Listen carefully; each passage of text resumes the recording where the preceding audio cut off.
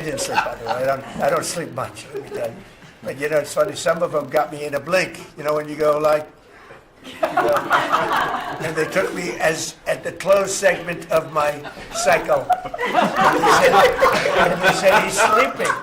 And besides that, Marco, between these two guys, if I was sleeping, they'd be waking me up very fast. They'd be knocking me, come on, you got to wake up, boss.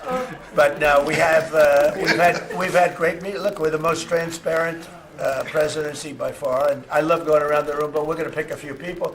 I think I would like to ask Steve if he could just give us a brief description of how well we're doing in the Middle East, because we have peace in the Middle East now. There's a couple of little minor flames that we put out very easily. And very importantly, we got our last hostage back, which is incredible. Unfortunately, this was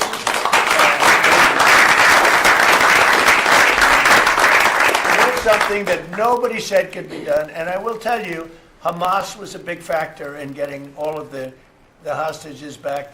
They had we were not happy with them, and they had to bring them back. And they found the dead hostages, the bodies of hostages were. And those parents wanted their sons back, I think in all cases sons. But they wanted their sons and their family. They wanted their sons back as much as the people that had living hostages that we got them back to. So we got the 20, but remember, we got hundreds back previous to that. But I always said getting those last 20 back is going to be very tough. And we got them back, and we got all of the bodies back also, which to those parents was just as important as getting back the son that was living. Steve, could you give us a little description, please? Well, your policy of peace through strength, that's what delivered them home. Without that pressure, it never happens. We are in the second phase now. We've stood up for the first time, Mr. President, on your behalf, a technocratic, all Arab government. We've got the terrorists out of there, and they're going to demilitarize. They will, because they have no choice.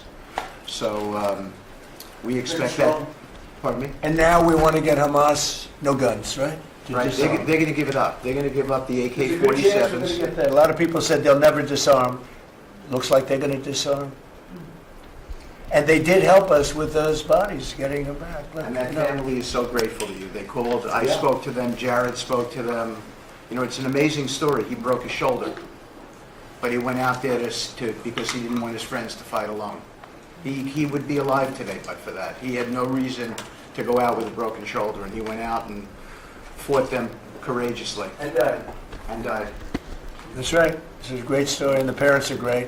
They were the only ones who didn't, you know, they came back pretty rapidly, actually, considering. And we had get some back initially with the initial group. After that, we had to get a lot. That's a tough job. That's a nasty job, too. Who would want that one? That's a nasty job. And between Israel and Hamas working together, if you can believe it, they got them back. And we got the last one back yesterday, and the parents are so happy. It's amazing, actually, how... We sent a message to the parents on your behalf, as you suggested, and they were so grateful. I guess grateful to me is a much better word, because it's hard to be happy, but they were, actually. I mean, they couldn't believe that they had their baby boy. The mother said, my baby boy back. It's a very terrible thing.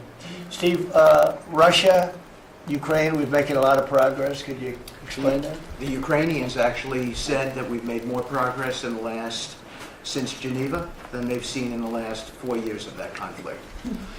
So we had 5 Russian generals last Sunday in Abu Dhabi with Jared I and Dan Driscoll, and we think we made a lot of progress. The talks will continue in about a week, but lots of good things happening between the counterparties discussing the land deal. Talking together. We have a security protocol agreement that's largely finished, a prosperity agreement that's largely finished, and I think the people of Ukraine are now hopeful and expectant that we're going to deliver a peace deal sometime soon. And because of the cold, extreme cold, they have the same that we do. I personally asked President Putin not to fire on Kiev and the cities and towns for a week during this. It's extraordinary. It's not just like cold, it's extraordinary cold, record-setting cold. Over there too, we're having the same. It's a big pile of bad weather, the worst. But it was, it really, they said they've never experienced cold like that.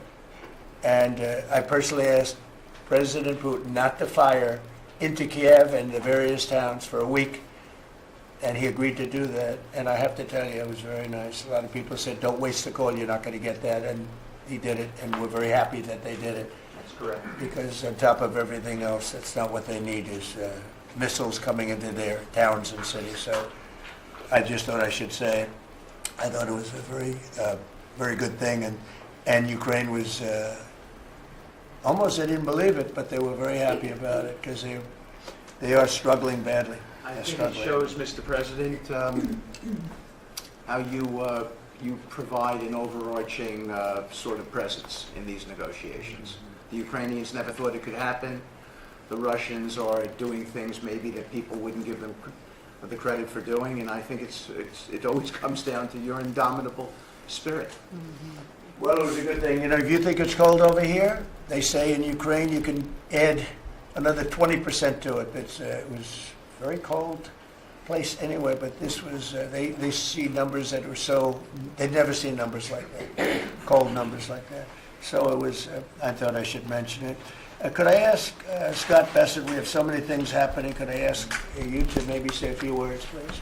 Yes, sir. So the one big beautiful bill that was passed on July 4th last year, we're starting to see the effects kick in. You mentioned the great economy. One of the things in the one big beautiful bill, Mr. President, it was an honor to host you, and as you said, the best rapper in the world, Nicki Minaj, at yesterday's Trump Accounts Summit.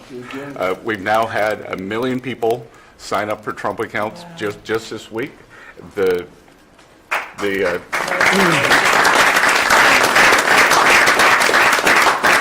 think there'll be 25 million families who are eligible.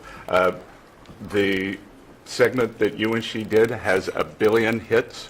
1 billion hits on the internet. So we're telling everyone, go fill out form 4547, trumpaccount.gov. So thanks to you, the Trump accounts, the next generation's America will benefit from today's record-breaking economy, record-breaking hits. Sir, when we came in, the Biden administration had destroyed the American people with the 3 I's: immigration, inflation, and interest rates. Immigration, check, you close the border.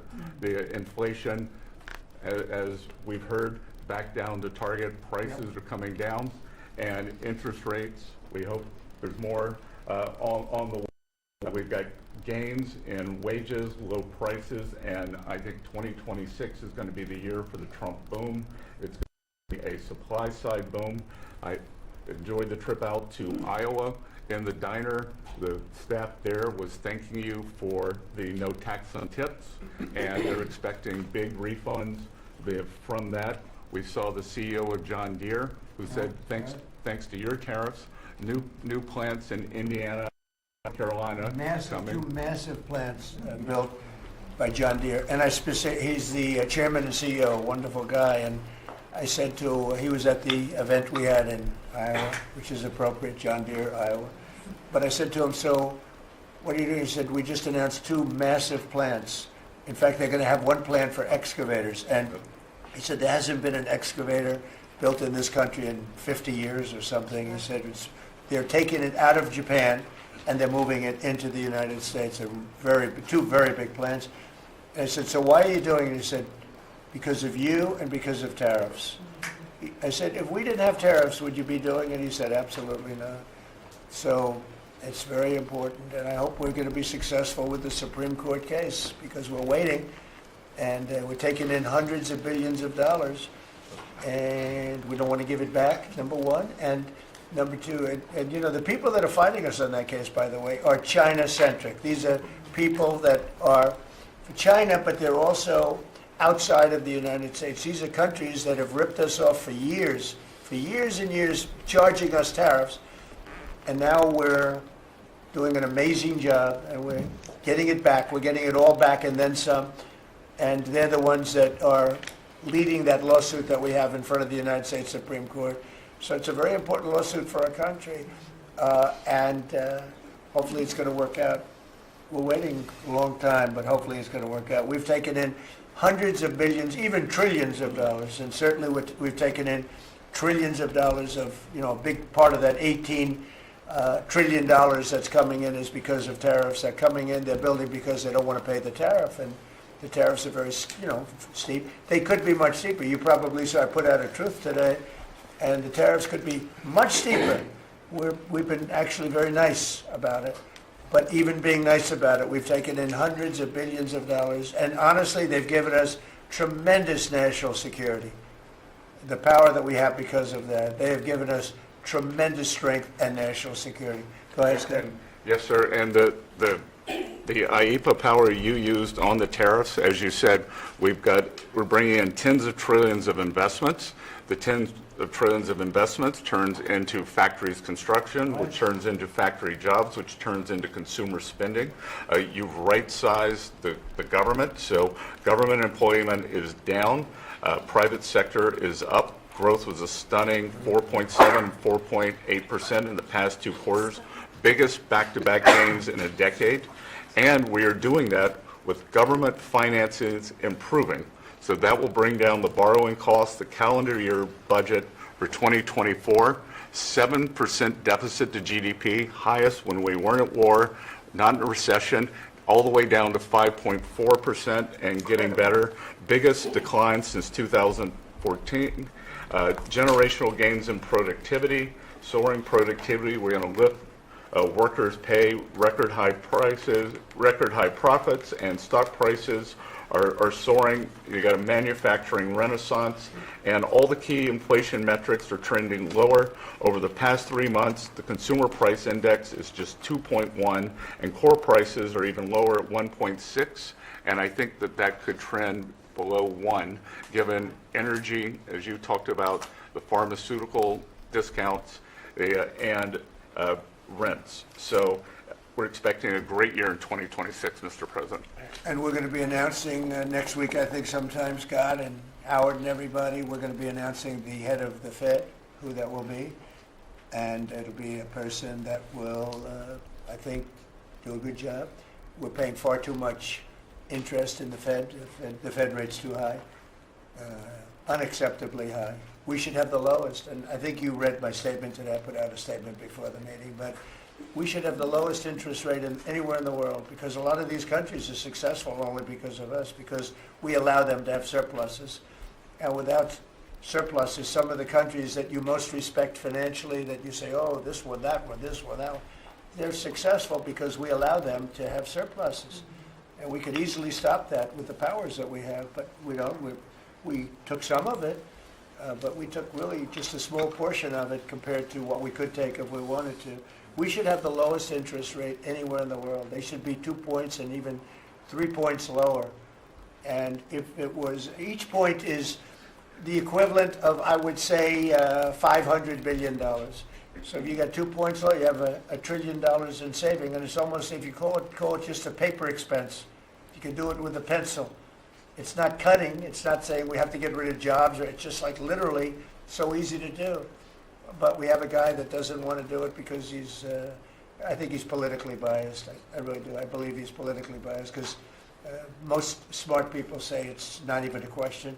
But despite that, we were able to bust through. It's like busting through a wall. We're able to bust through a wall, and we have the kind of numbers that Scott and Howard with the steel and other things talk about. What would you say, Howard, in terms of how we're doing, generally speaking? Great businessman, very successful guy. He's doing a really good job. What would you say? Well, no one, before you walked in the door, no one thought our economy could grow 2%.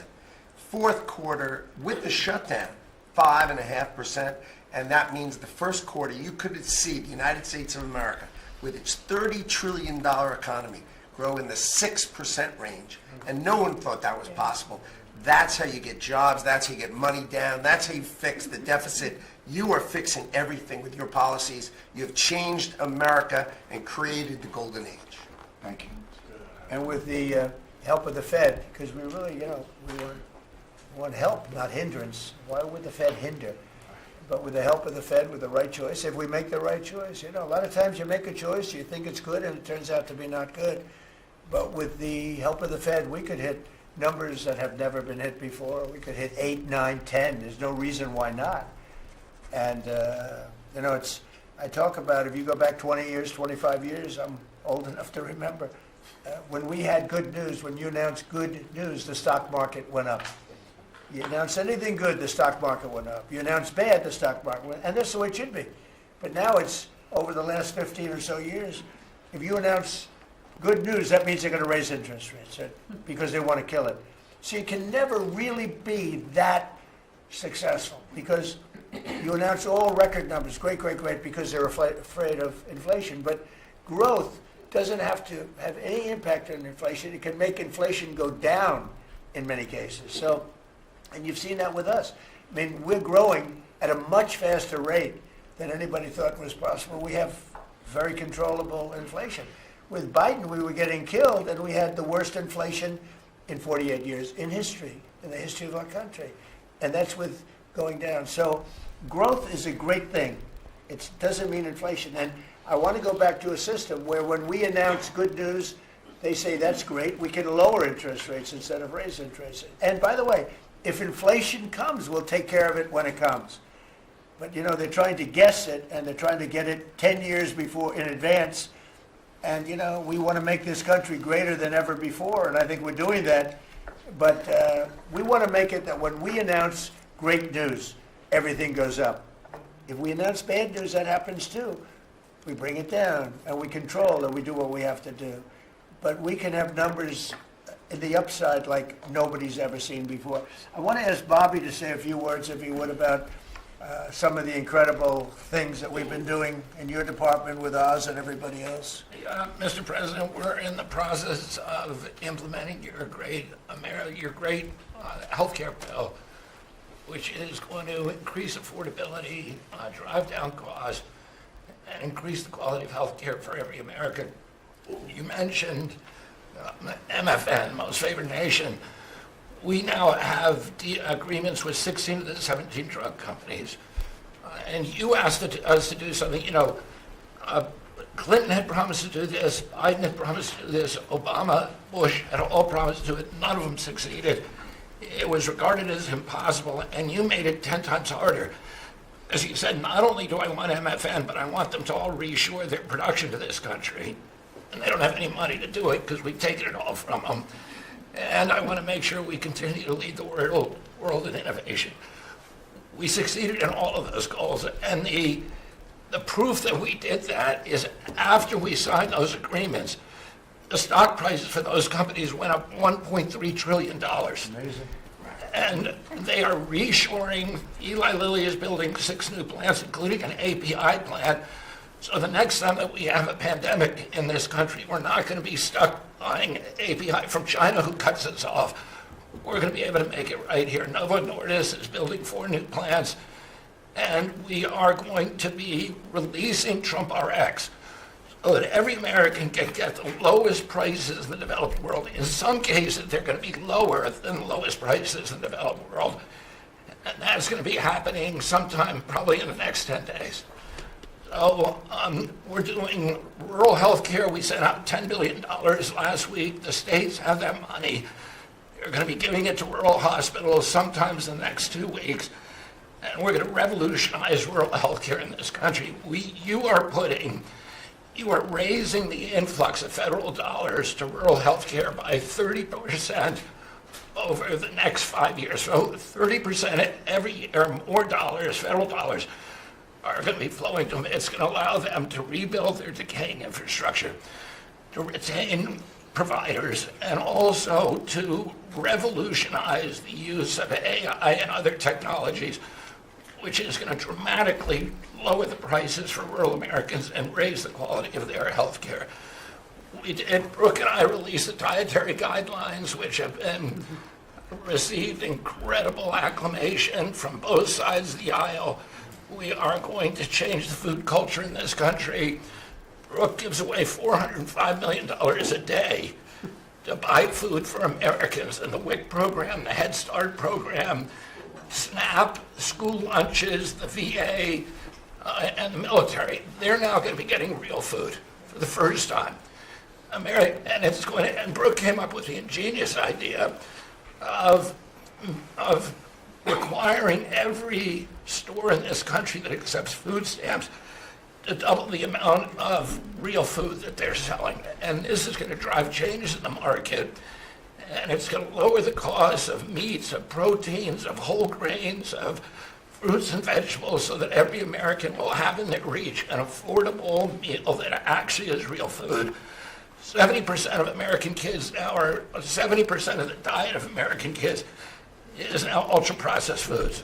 That's why we're spending $5 trillion in treating chronic disease in this country every year. We are attacking fraud. We have Oz finding hundreds of billions of dollars of Medicaid, Medicare fraud in states like Minnesota and California, and we are clawing back that money. We also accomplished something that every American has promised, which is prior authorization. Now we have 80% of the insurance industry that has agreed to eliminate prior authorization in almost all of their procedures. So that this is going to dramatically change the experience of every American with the healthcare system. When you go to your doctor at your point of care, before you leave that office, you will know whether the insurance company is going to pay for the procedure or not. And that is going to, as I said, change the experience. We're also doing price transparency, which you passed during your first term. It never got implemented because the Biden administration never enforced it. We brought more enforcement actions against hospitals than in this 1 year, and the Biden administration brought in 4 years, and we're doing a crackdown so that every American, when you go to a restaurant, you look at the prices before you buy the meal. You ought to be able to do that when you go to a hospital, and by the time that we leave office, every American is going to have that guarantee. We're doing a lot of other stuff, but we were told to keep it short. So. And the autism that's moving along, really, is We've commissioned now dozens of studies, maybe over 100, and we are going to get those done for you. Good. That's so important. Also, Eli Lilly, Merck, Pfizer, every drug company, they're spending trillions of dollars right now, as we speak, building plants in the United States because they want to be able to save a lot of money on tariffs. It'll be hundreds of percent, 100%, 200%, 300% in 2 or 3 years from now. So I said, you better have your plant built because in 2 years from now, before I leave office, it'll be a sad day. Very sad day for me. But before I leave, every one of these plants better be built because you're going to be paying 300% tariffs. And they're all building their little hearts out. I spoke with the head of Eli Lilly, who's a fantastic guy, a star, actually. He's a star, very smart. And he told me he's building 6 plants in the United States, big ones, in locations that I know very well, but all over the country. Merck is building, and Pfizer's building, and every one of them's building, and foreign companies are building. So it's an amazing thing that's happening, and you're doing a fantastic job. I read an article today where they think Bobby is going to be really great for the Republican Party in the midterms. So I have to be very careful that Bobby likes us. But we'll let you do your job, right? Thank you, Mr. President. Thank you. You're doing a great job, you and Oz and the whole group. They're doing a... I'll add this, Marty McCary has done an incredible job at FDA. That's true. Last month, we approved more gene and cell therapies than any time in history. And we're making this a safe and productive and encouraging ecosystem for biotech so that China does not steal that industry from us. Fantastic. I'm going to ask Scott Turner to speak really quickly about housing because, in my opinion, I have very strong opinions on housing. That's what I did for a long time. I did good with it. But, you know, we got to get interest rates down even lower. They are now pretty low, but we got to get them lower. And I'm a big factor, to me, the biggest factor is interest rates for housing. Only in that, you know, you have a lot of people that have become wealthy in the last year because their house value has gone up. And, you know, when you get the housing, when you make it too easy and too cheap to buy houses, those values come down. I don't want those values to come down. We have millions of people that own houses, and for the first time in their life, they're wealthy because a house is worth $500,000 or $600,000 or more or less, but more money than it's ever been worth before. I don't want to do anything to knock that down, and so I want to be very careful with this. You know, you make housing, I can turn on housing immediately, but you make it too easy and you're going to knock the value down of people that own houses. I want to, for those people, those millions of people that own houses, we're going to drive those values up, but we're also going to try making it easier for people to buy. The best thing that can happen for both groups of people is lower interest rates, and those interest rates are coming down, and with a proper, intelligent person at the Fed, that person will be able to work with us to get interest rates down. That covers all of the sins. It covers everything.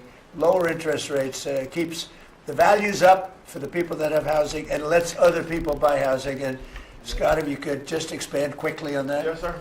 You did allude to when we first came in, sir, you know, our fiscal house in America was a mess, but because of your economic policies, the economy is thriving. And I do have some good news to share. As you said, you know, good news. I hope this will make the interest rates continue to go down. But because of your policies, sir, home sales in December, they rose sharply to their strongest pace in 3 years. A lot of people, when we first came in particular young people, were concerned and asking the question whether they would ever be able to afford to buy a house in America, which is the American dream. The 30-year fixed mortgage rate dipped to a multi-year lows, driving monthly payments down for the 2 years at the lowest levels. So more people can get a mortgage now, more families can be able to afford to get a home and achieve the American dream. At HUD last year, we helped and supported over 1 million people through FHA and Ginnie Mae to be able to buy a home. 500,000 of those were first-time home buyers, and hundreds of thousands of our veterans we supported. And so that's good news that millions of people in our country are now beginning to buy homes. We also, sir, saw that you are, and we're working with you, making bold action to ban institutional investors from buying single-family homes. Those homes are for the American people. So, sir, thank you for your leadership on that. Also working with Director Pulte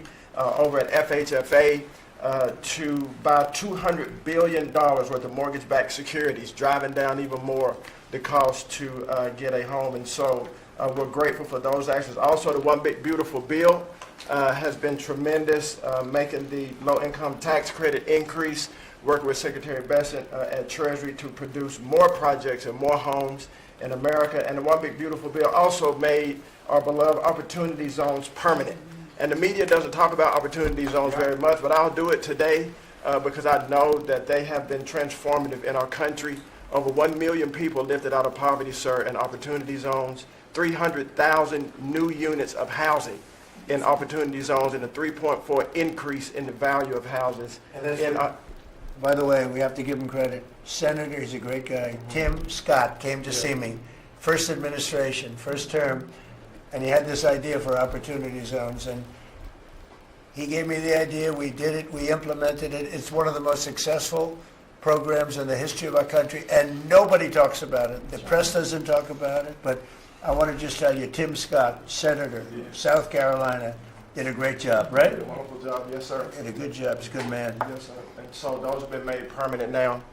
Will help millions of Americans to be able to afford to buy homes. Also, the One Big Beautiful Bill has been allowing HUD to make sure, working with the Department of Homeland Security, that every person that lives in HUD-funded housing is an American citizen. A blind eye has been turned prior to us being here to people living in HUD-funded housing, but no more. We're going to take account and transparency to make sure. And so there's a lot of crime that goes on in public housing, but we're coming after the criminals and making sure that everybody in there is an American citizen. So thank you for your support. We are now have taken possession of our new building in Alexandria, and we're going to save the American taxpayers hundreds of millions of dollars. So, sir, thank you for your support and your leadership. Good job. Thank you, Scott. Great job. Appreciate it. One of the things Scott said, though, is, again, existing housing, people that own their homes, we're going to keep them wealthy. We're going to keep those prices up. We're not going to destroy the value of their homes so that somebody that didn't work very hard can buy a home. We're going to make it easier to buy. We're going to get interest rates down. But I want to protect the people that for the first time in their lives feel good about themselves. They feel like they've, that they're wealthy people. And I want them to understand that, there's so much talk about, we're going to drive housing prices down. I don't want to drive housing prices down. I want to drive housing prices up for people that own their homes. And they can be assured that's what's going to happen. Chris, could you say a few words about energy, please?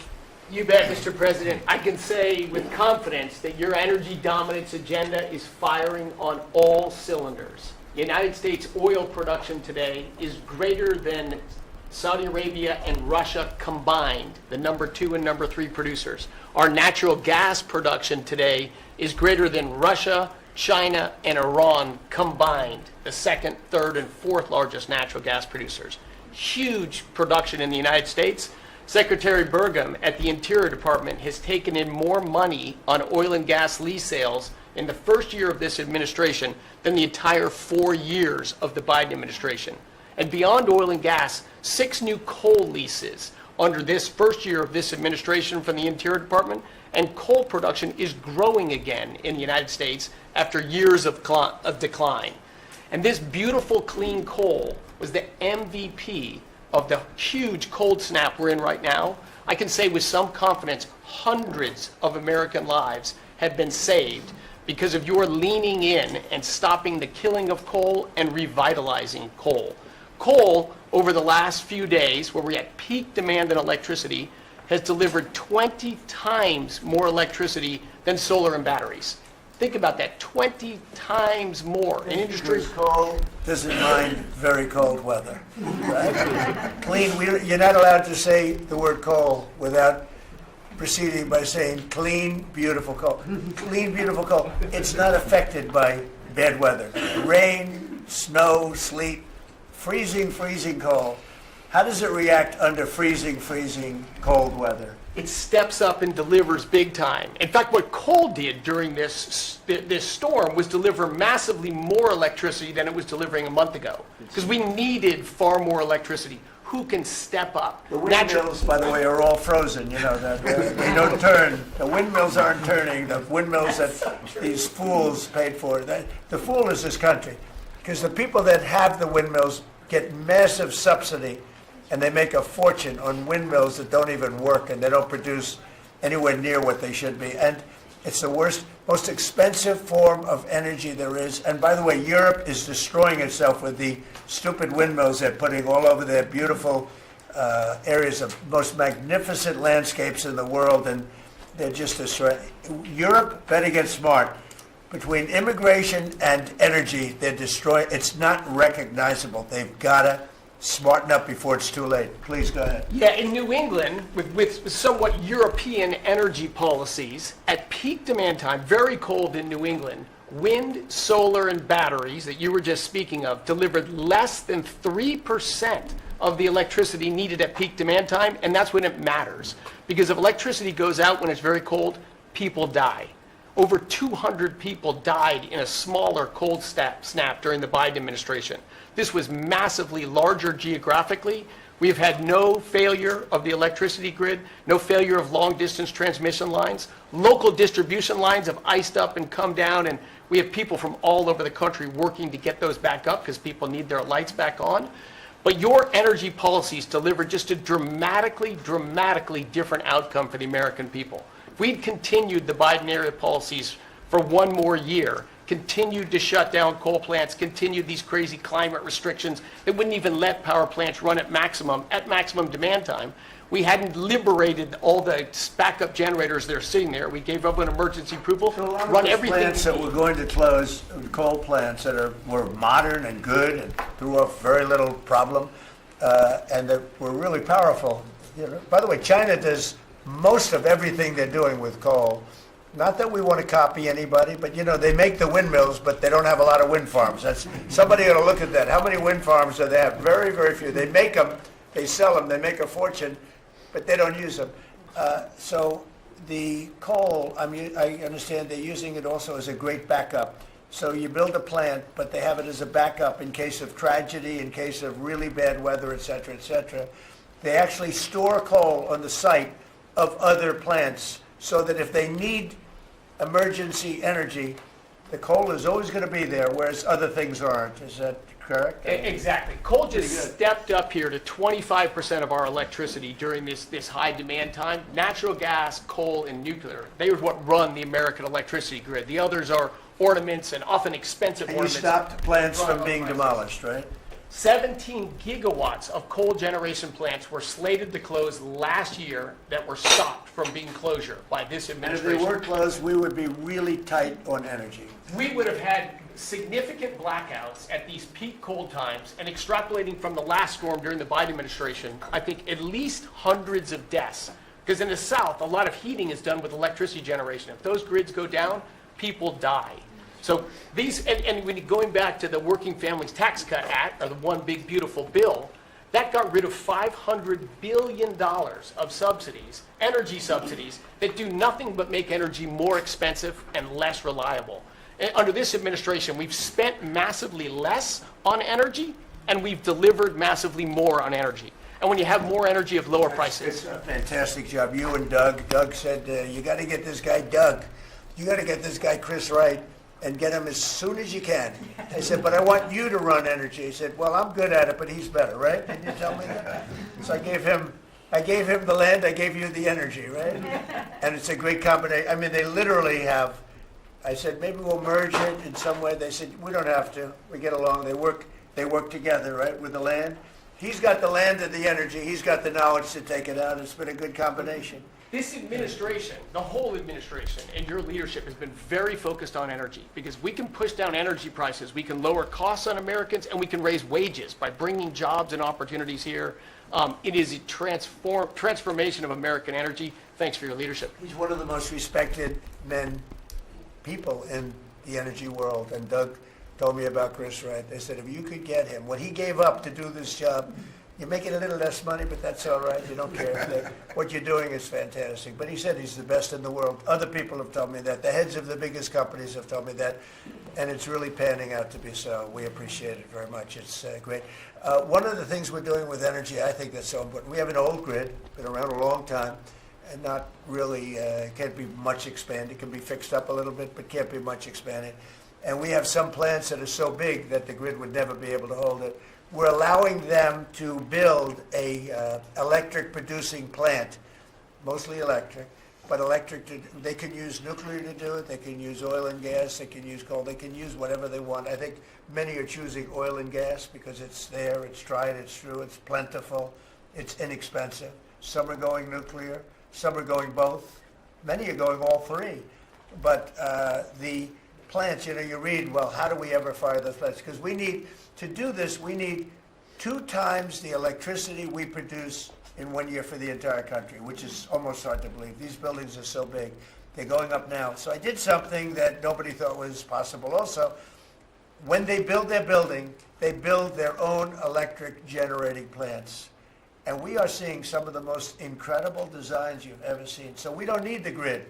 I read an article in the Wall Street Journal saying, oh, we're falling behind China. We're not actually. We're leading everybody because I'm letting them build.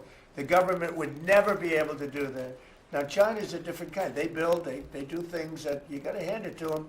President Xi, they build vast amounts of energy. They don't have certain constraints that we have in this country, but we're more than topping them. We're leading China by a lot on AI, and it's primarily because I'm allowing them to build with their plant their own electricity. If they had to rely on the grid, they wouldn't have any power. You wouldn't have any power for anything. And they're building the electricity. And one of the reasons I'm able to do that is we have a very capable man in the room named Lee Zeldin. He may be in the room someplace. Is it his normal place? He's there. He's always there. Most reliable, solid guy. And he's done an amazing job. Could you just explain that? And also, because of the fact he's so good, California has a problem.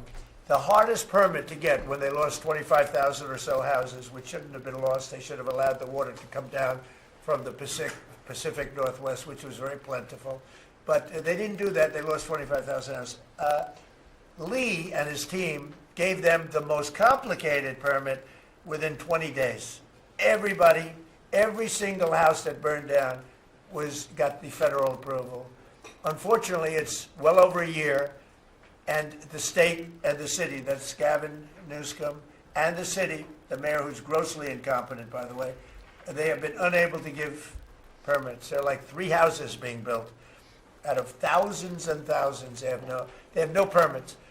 So I read about a week ago that it's possible, because of what's happened, whether you declare national emergency or something, these people are dying to build their house. They want to do something, that I could put somebody in charge from the federal government. Congratulations, Lee. And I'm putting Lee Zeldin in charge of getting them their permits, city, federal. You have the federal, you need the city and state, and I hear you have great powers over them if we want, and we're going to give you that power. We've already given you that power. So Lee Zeldin is going to work with the thousands of people that are dying to build their house. And I also recommend one other thing. Give them the house plus a 10% bonus. In other words, you get a bonus, you can build your house 10% larger. They've suffered so greatly, they've waited so long, and they should be given a bonus. So I think, and I've heard this has been done before, they get a 10% bonus. They can build a house that's a little bit larger than what they had before. And I'd like to have you take it over. Mr. President, your great Secretary of State was looking for another job. So I was thinking about him, but he's pretty well booked. I watched him yesterday. He did a great job yesterday, but he's a little booked up. Let's go, Lee. Talk. No more ideas like that, Lee. when President Trump came into office, he immediately signed an executive order giving EPA 30 days to complete our Phase 1 hazardous material removal, so that the Army Corps can come in and complete their Phase 2 debris removal. So at first, the response was that was going to be impossible. Good luck trying to get it done maybe by the summer. But we figured it out because operating at Trump speed, the president was just sworn in. We had to get it done, and we got it done in less than 30 days. The Army Corps then came in and completed the debris removal. So the federal government, while the governor has tried to accuse his president of not focusing with a laser on putting all of the weight of the federal government into getting this done, it happened from the moment he was sworn into office. SBA came in. I think it was about half of the disaster loan money, billions of dollars from last year, went towards these residents and businesses. So the full weight of this government. But right after I was sworn in, which was actually a year ago today, my first trip was to East Palestine, because the vice president never forgets his home state. The second trip was going to Los Angeles. There were people with contractors all over Palisades and Eaton ready to rebuild right then and there. You're talking about a year ago. And now the frustration, the passion that we all hear from all of these Los Angeles residents. And President Trump, he's made it clear to us that he's heard enough. And the message should be heard loud and clear to that local leadership. They should be motivated listening to this right now. And when this cabinet meeting is over, if it hasn't been done already, is that they need to go into the office where these permits are just laying around, flip over tables if you have to, fire people if you have to, and get all of these approvals done so that people can rebuild their lives. It's been a year, and this president has had enough. So whatever you can do, that's going to be very important. And it's so sad, those people, we were there a few days after the fire, you were there with me, we were walking down the streets. The people are devastated. The love that they had for that property was, everybody was going to rebuild, and they thought they could do it immediately. They should have. We gave it to them so quickly, but they can't get their permits. They still can't build, and they're losing spirit too. I mean, a lot of people are losing spirit. And the other thing I'd like to talk to you about, and other people about, that happen to be sitting around the table. They want to build a low-income housing project right in the middle of everything in Palisades. And I'm not going to allow it to happen, okay? I mean, maybe it's politically correct, maybe it's not. I'm not going to let these people destroy the value of their houses. I built a lot of low-income housing. I made a lot of money building low-income housing. I know more about it than anybody. We're not going to allow this guy to build a low-income housing project on top of everything else in the middle of that mess that was created by the fact that they didn't allow water to come down from the Pacific Northwest, okay? And I'd like you to have that stopped, and stopped immediately. No financing. That might be you, Scott, because they'll come to you for financing. It's never going to be approved. You would never, but Scott thought it was a horrible thing. So there's going to be no financing for low-income housing. let the people build their houses, and as fast as you can, help them, help the mayor and help the governor get their permitting done, okay? Yes, sir. Okay, thank you very much. Kelly, I think you were just alluded to, are you helping some of the people out there with loans? Yes, Mr. President, thanks to your leadership, you also helped put the fires out. Your executive order got water to the scene in your earliest days of your presidency. So you've been there from day one. We've been out there twice now. There had been no changes until your executive order this week that is allowing that permitting to happen quickly. We have 16,000 structures burned. We have put loans out on 12,000 of them for $3.2 billion. More than half of all the disaster money delivered in America went to that area. Now, because of the abject leadership, the failures of Gavin Newsom, they have not been able to rebuild. Because of your leadership, they're going to be able to rebuild. But that's not all you've done. They'll take the credit for it, watch. It'll start, and they'll take the credit. Look at the great job we did. They would never, it wouldn't get built in 20 years. And it will be destroyed by building low-income housing next to luxury housing. History says that doesn't work too well. Go ahead. We're going to make sure that doesn't happen, Mr. President. Please. But under your leadership, you've ended at least 8 wars, okay? But probably the most important and underreported war that this president ended was Joe Biden and the Democrats' war on Main Street and hardworking families.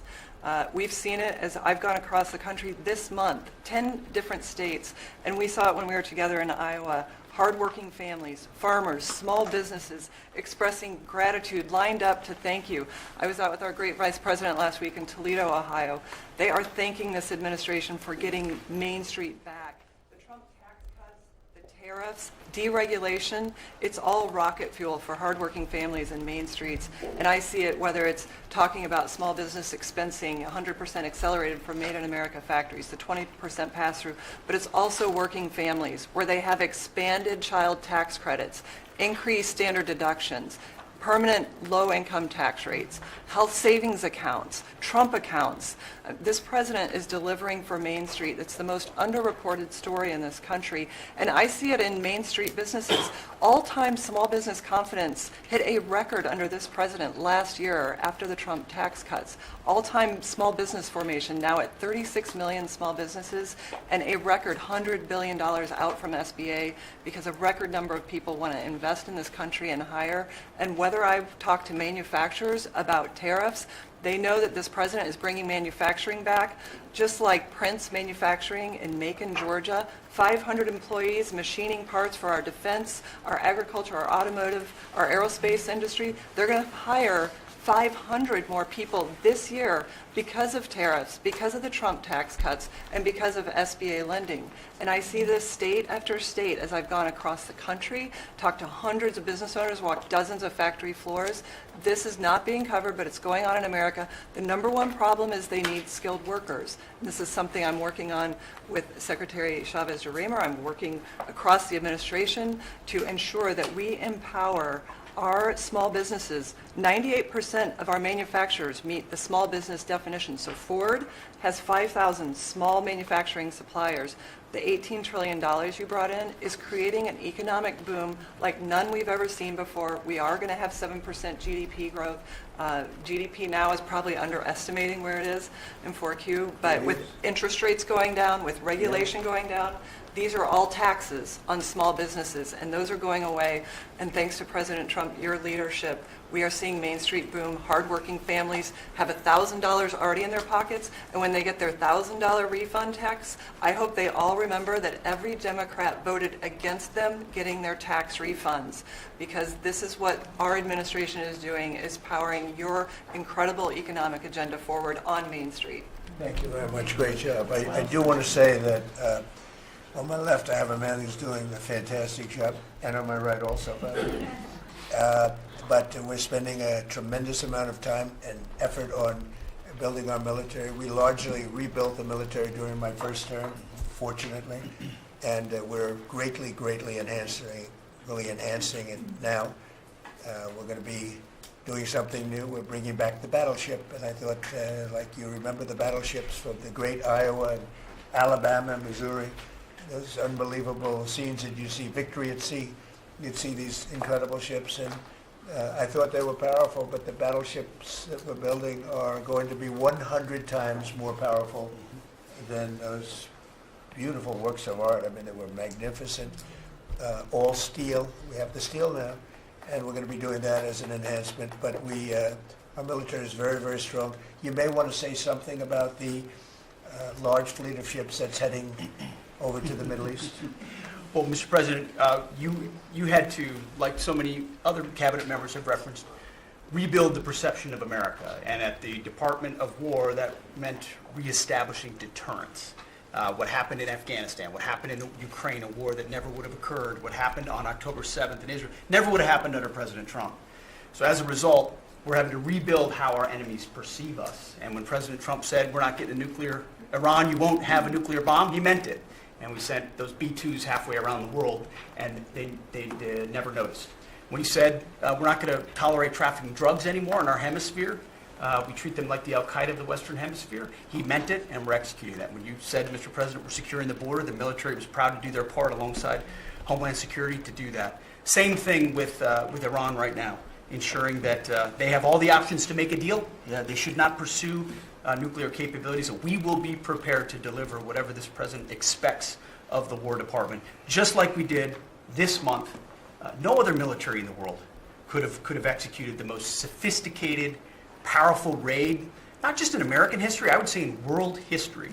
What those men did going downtown, another country, the most secure place in the most secure base in the middle of the night, without anybody knowing until those simultaneous bombs dropped 3 minutes before the helicopters dropped. No other country could coordinate that. No other president would have been willing to empower those warriors that way to be that effective.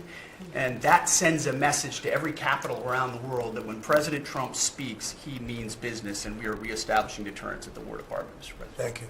Great job you're doing. Just to finish up on that, the Somalian pirates over the years have pirated, stolen many ships. They would get large amounts of money for the ship. You know, you have $1 billion ship, and the insurance companies didn't want to fight because, you know, some of those ships are very flammable. They're carrying millions of barrels of oil. Very flammable, very dangerous situation if they're shot at. So they wouldn't fight. We notified them a number of months ago. Anybody that does that gets the same treatment as a drug dealer sending their drugs in from Venezuela or anybody else. As you know, it's 97% down by water. So the drugs coming in by sea or by water is down 97%. Now we're also starting. That was the more difficult route. Now we're starting to do that by land also. It will be, you'll see that happen as they come in and kill our people with drugs. I think the real number is 300,000 people a year, not 100, but whatever it is, it's a lot of people, hundreds of thousands of people. They're going to get hit.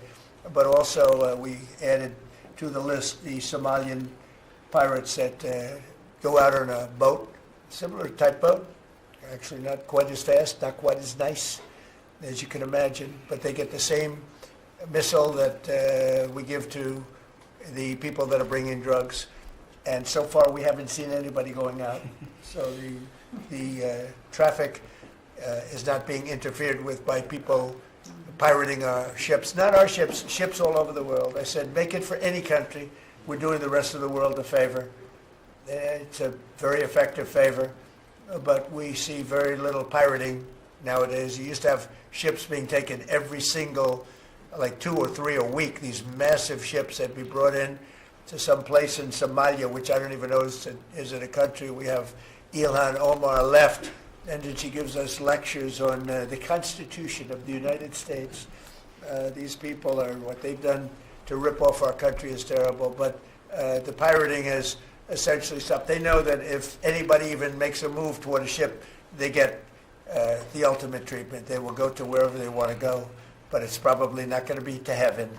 I can't imagine, but they get hit very hard, just like a drug dealer, just like the boats, the ships that are coming in. Every boat that comes in with drugs on it that we take out, we just saved 25,000 American lives.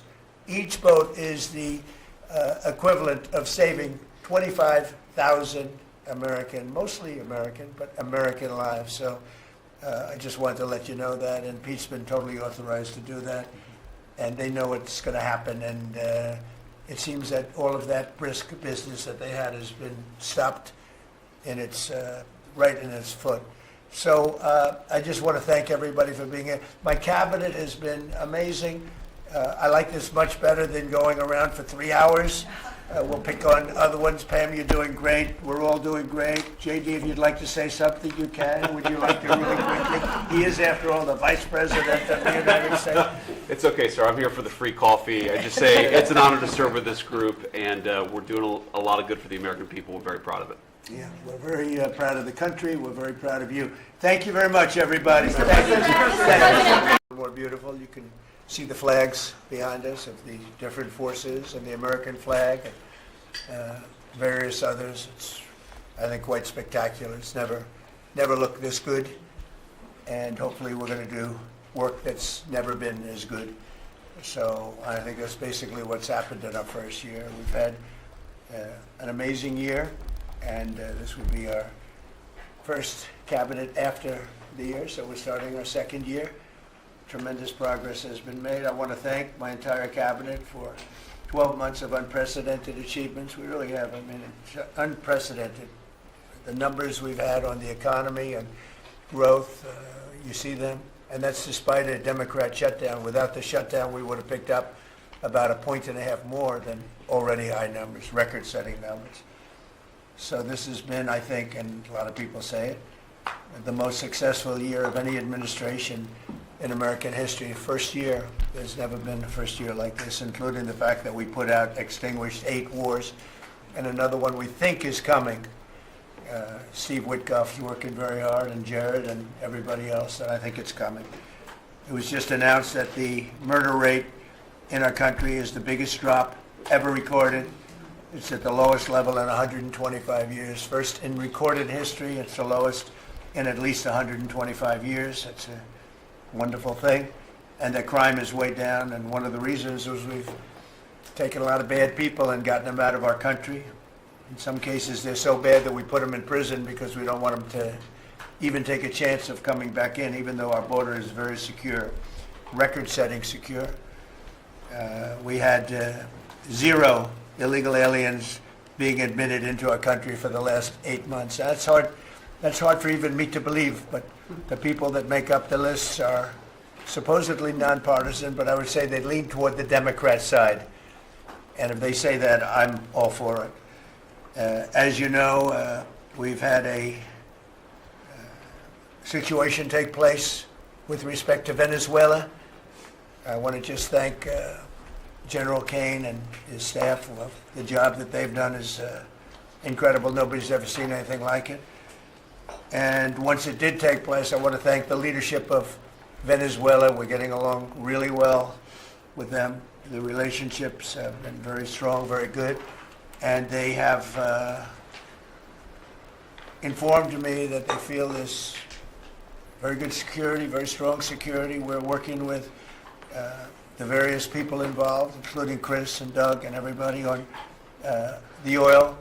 We have the major oil companies going to Venezuela now, scouting it out and picking their locations, and they'll be bringing back tremendous wealth for Venezuela and for the United States, and the oil companies will do fine too. Venezuela will actually make for themselves more money than they've ever made before, and that's a good thing. And the people of Venezuela were literally in the streets waving American flags. They were so happy. And the people in our country, like in the Doral section of Miami, which is considered little Venezuela, they're thrilled. And I just spoke to the president of Venezuela, informed her that we're going to be opening up all commercial airspace over Venezuela. American citizens will be very shortly able to go to Venezuela, and they'll be safe there. They'll be safe. It's under very strong control.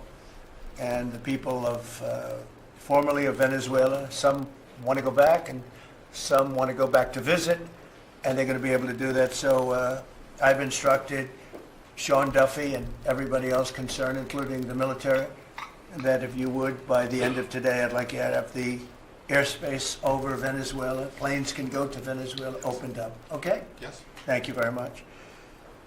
And I want to thank all of the people in Venezuela for what, what they went through, and I want to thank the leadership for, really, they're doing a good job.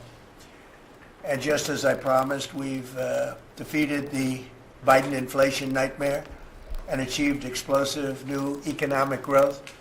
The Atlanta Fed is predicting an astounding 5.4% GDP growth in the fourth quarter, and that's despite the fact that we had a Democrat shutdown. We would have had, that number would have been 7%, which is a number nobody's ever heard of. And we've been given great national security because of tariffs, and we've also been given unprecedented income because of tariffs. Part of the income that we gave, $12 billion, we gave to the farmers of our country, so that yesterday I was up in Iowa, and they were very happy, Madam Secretary. Yes, sir. They were very, very happy. They were great. Grateful. So the GDP growth in the fourth quarter was great. And it's going to be, I think we're going to have an amazing and incredible year. Hopefully we won't have a shutdown. We're working on that right now. I think we're getting close. The Democrats, I don't believe, want to see it either. So we'll work in a very bipartisan way. I believe not to have a shutdown. We don't want a shutdown. And just yesterday, the S&P 500 hit 7,000 for the first time ever. There's never been any time at which it's done like that. And the other stocks also, I think it was 52 times for the Dow, had hit a record high. But the 7,000 was not a number that was even thinkable if you go back a year ago. So S&P hit 7,000 for the first time ever. The stock market has set, it's actually 53 all-time record highs since the election, adding $9 trillion in value to savings, retirement accounts, and 401ks. And I mean, everybody benefits, but we have record stock markets. Companies have never done well. And most importantly, if you think about it, after 4 years in which Biden got much less than $1 trillion of investment into our country, actually it was taken over 11 months, even though we're 12 months. In 11 months, we've taken in more than $18 trillion. So they did less than $1 trillion, Scott, in a period of 4 years, and we've done $18 trillion in less than 1 year. So there's never been anything like that. No other country has done those numbers, by the way, in history. 10 years ago, one country did $3 trillion. No other. We did $18 trillion. Is being invested now. Thousands of businesses, plants, equipment all over the country are being built right now. And they're going to be opening pretty soon. And when they open, you'll see numbers like nobody's ever seen before. The economy is doing amazingly well. I wish the press would report it, but people are finding out. They're seeing it. It's coming. It's becoming pretty evident. It's hard to hide. Biden inflation, which is really stagflation, cost the typical family $34,000. Think of that, $34,000. But after 1 year, growth in real incomes is outpacing inflation by more than $3,000 under Trump. So one cost $34,000 and one made $3,000. That's a big swing.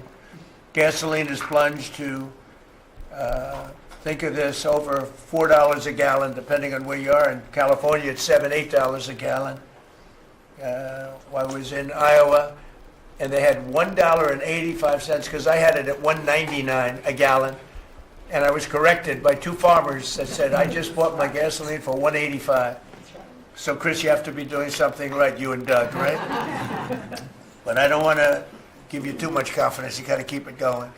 We're drilling, I think I can say we're drilling more than at any time ever in the history. We're taking out more energy out of our land, but specifically, if you look at oil and gas, we've never been anywhere even close. Is that a correct statement? That is correct, all-time records. Yeah, great. It's a great job. Well, it's supply and demand, so that's going down rapidly. And you know, when energy goes down, everything else goes down. They tried to do their thing. It was a disaster.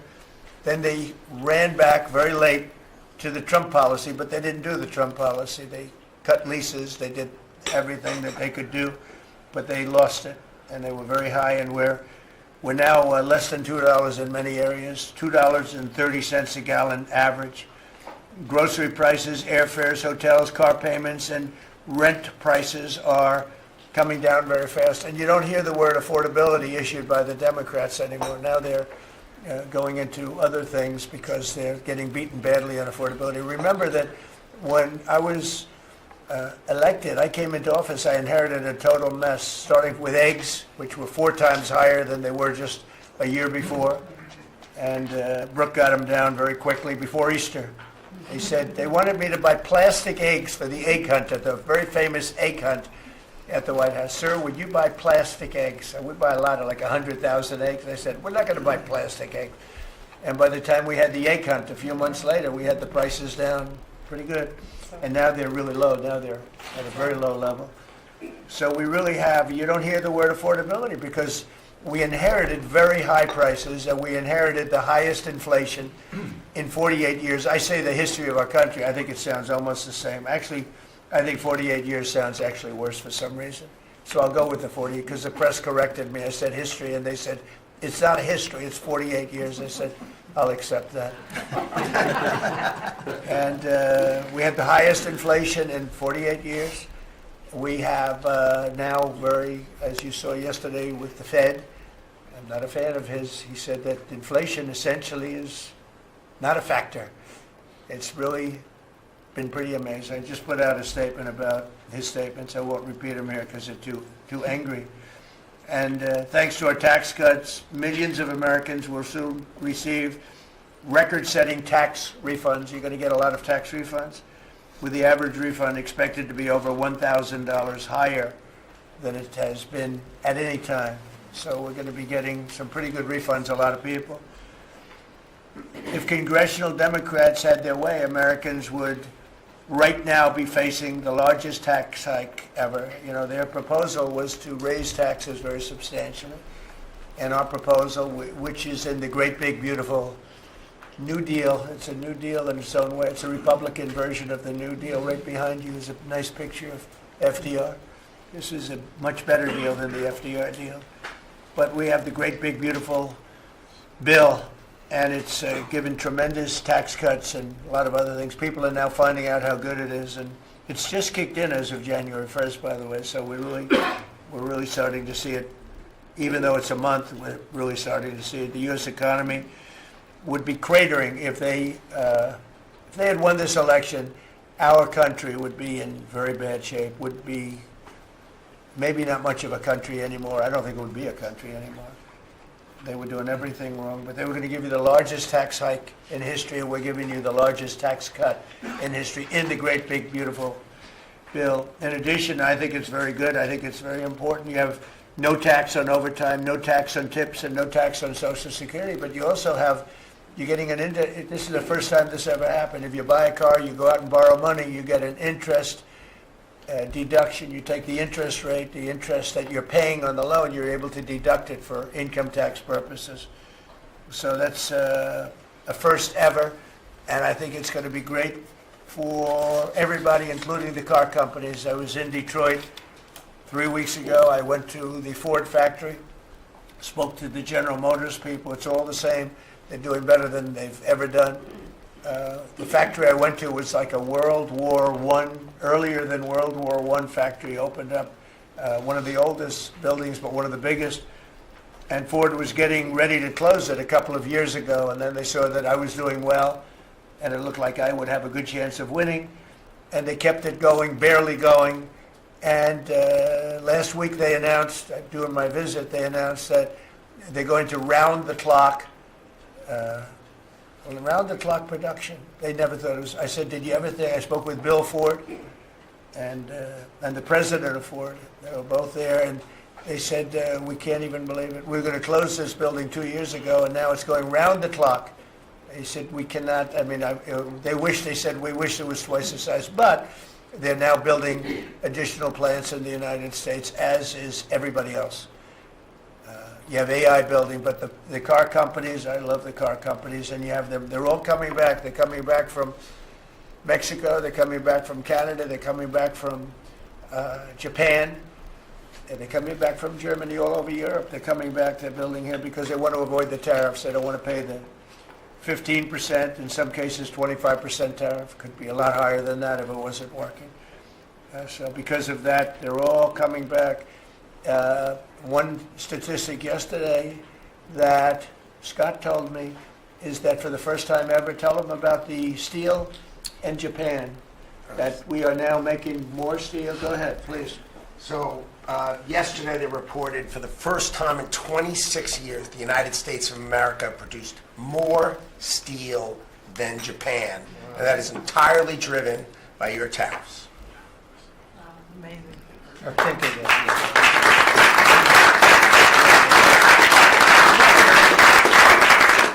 He obviously said that much better than I did, because I got no applause that I'm giving you a home run after home run. He says one thing and everybody. I should have saved that one for myself. No, but think of it. First time, in, they read almost 30 years, but I guess it's what, 26, 27 years, that we are now producing more steel than Japan. Japan being a big steel producer. Japan and other countries really took our steel production away from us. Now, if you think of this, 3-4 years ago, the steel companies were all closing up. We worked a fantastic deal with U.S. Steel. We saved U.S. Steel. And now it's all coming about, but and that's just the beginning. There are a lot of steel plants right now being built. So that's an amazing number. Nobody would have believed that. If you would have said that 3, 4, 5 years ago, people would have said, yeah, it's not a true fact, but so it has to be true, because otherwise you question me on everything. I have to be extremely accurate. I don't exaggerate it. I don't want to exaggerate, because you will call me. You don't call other people, but you would call me under my most favored nation spot, which I think is the most important thing, Bobby, of all what we've done, because we're bringing drug prices down by 80, 90%, depending on the way. You could say 5, 6, 7, 800%. Depends on the way you want to calculate it, right? But let's go the old-fashioned way. But drug prices for prescription drugs will be down 80, 90%, 75%, 68%. They've only gone up. For years and years and years, they've only gone up. And now we're going to have essentially the most favored nation. We're going to have the most favored price in the whole world. Whatever the lowest price in the world is, that's what we're going to